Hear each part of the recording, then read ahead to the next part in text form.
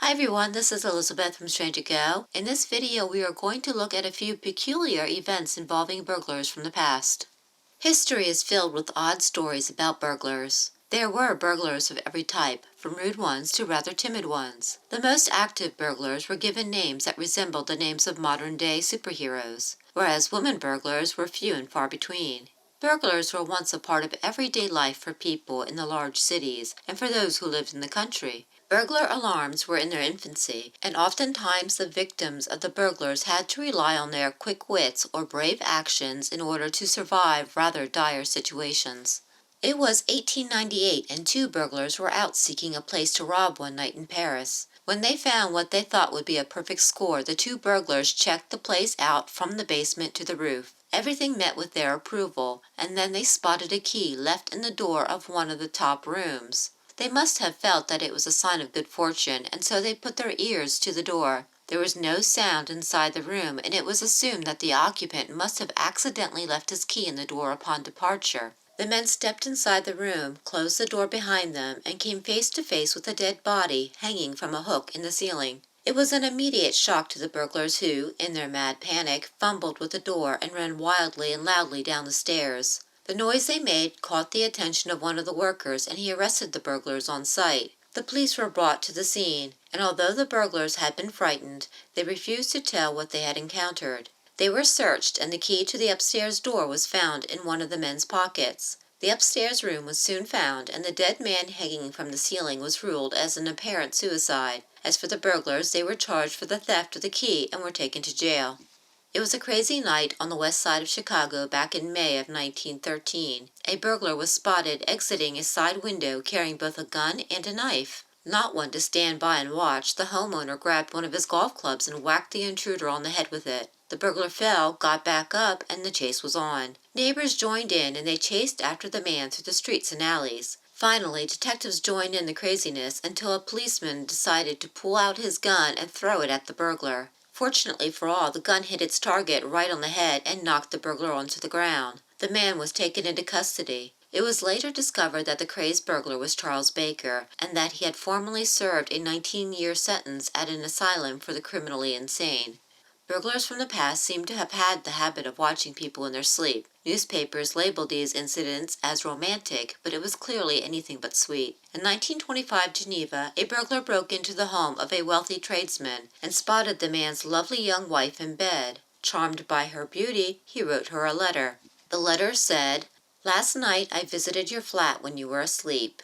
As I had not the honor of a personal invitation, I entered by the window, frankly in order to rob you. You will notice that I collected your jewels and valuables which I intended to take off, but I saw you sleeping peacefully and fell in love with you. I sat for 10 minutes by the bedside devouring your beauty and became ashamed."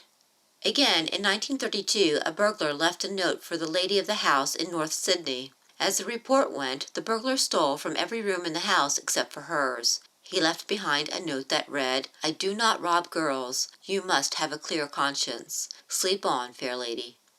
Mrs. Seton woke before daybreak in her New York City home in 1913, and as she began her early morning routine, she spotted someone climbing into her neighbor's window. As anyone would do, she phoned the police. An officer answered the phone, and Mrs. Seton told him what she saw. But instead of giving a care, the officer chastised her for phoning the police station before daybreak because it was annoying to set off the alarm so early.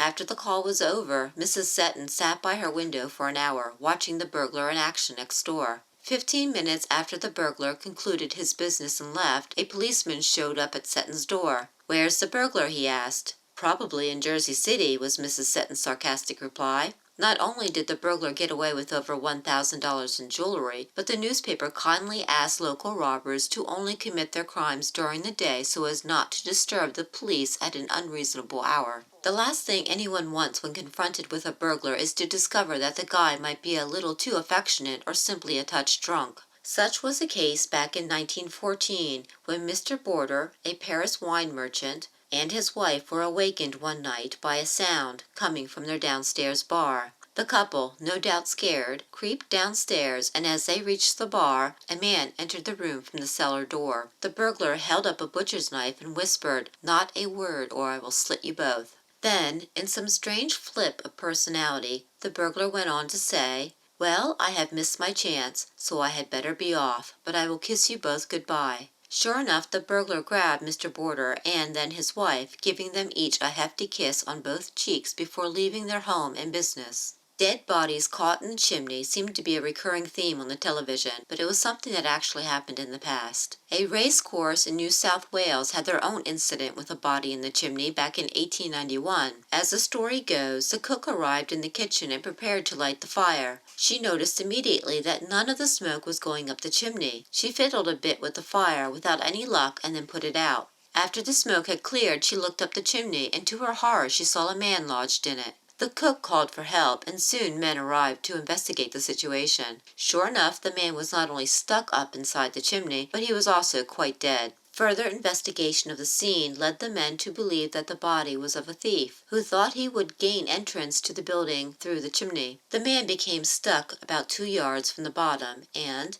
in a panic, he dislodged the soot from the walls, which caused his suffocation.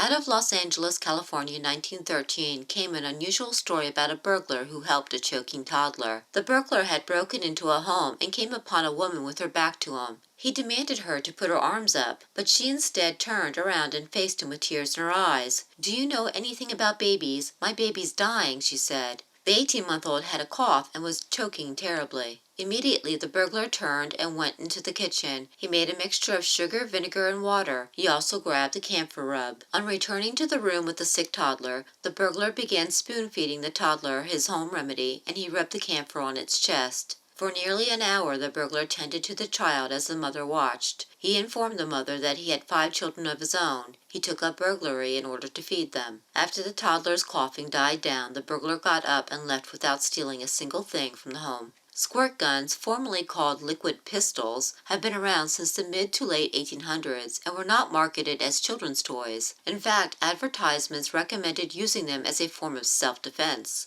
Well, it did not take long before burglars used squirt guns to achieve their own illegal deeds. In 1927, 2 burglars thought they were pretty clever when they decided to rob a country house. First, the men cut the telephone wire so that no calls could be made to the police. Then they took liquid pistols filled with ammonia into the targeted home. The only problem was that the process of breaking into the home and squirting the eyes of the servants caused quite a commotion. The night watchman, butler, and footman came running to the scene, heard the burglars were armed with guns, and quickly fetched their own real guns. There is no doubt that a shootout would have gone very badly for the burglars, and they were smart enough to make their escape to a waiting getaway car. For all their effort and planning, they escaped without a single piece of the owner's property.